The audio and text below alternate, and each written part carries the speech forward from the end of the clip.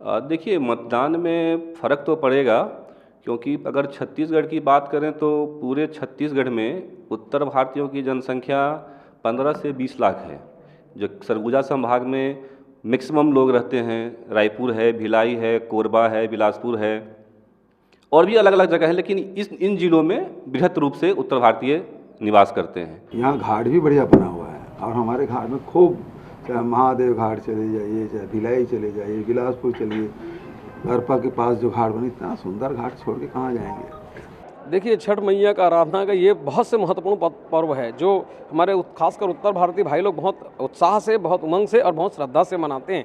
और इसलिए भारतीय जनता पार्टी ने अनुरोध भी किया था कि मतदान की तिथि आगे बढ़ाई जाए। इससे कुछ फर्क तो पड़ेगा, लेकिन लोकतंत्र में चुनाव एक ऐसा उत्सव है जिसमें सबको भागीदारी लेनी चाहिए और उत्तर भारतीय लोग भी इस चीज़ को जानते हैं, जिम्मेदारी से ही करते हैं और यहाँ भी श्रद्धा से पूजा करने की व्यवस्थाएं हैं।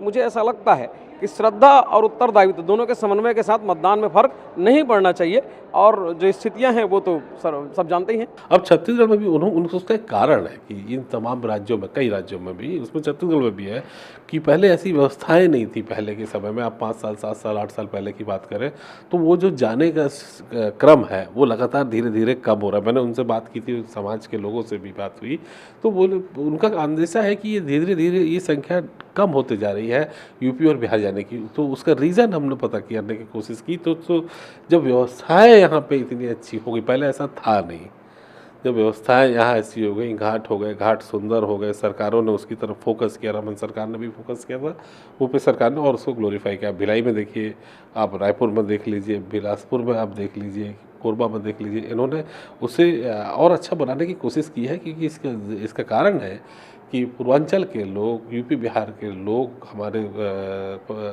लोग जो है वो छत्तीसगढ़ में व्यवस्थाएं नहीं होने के कारण ही उनका जाना होता था। जब उनसे बात करके समझ में आई तो उन्होंने जब इधर विकास होने लगा तो अब थोड़ा सा आना जाना कम ही होता है और उस दिन तो छुट्टी भी सरकारी छुट्टी घोषित है। तो जाहिर है कि मुझे ऐसा लगता नहीं कि वोटिंग में कोई परसेंटेज में कोई फ़र्क आएगा।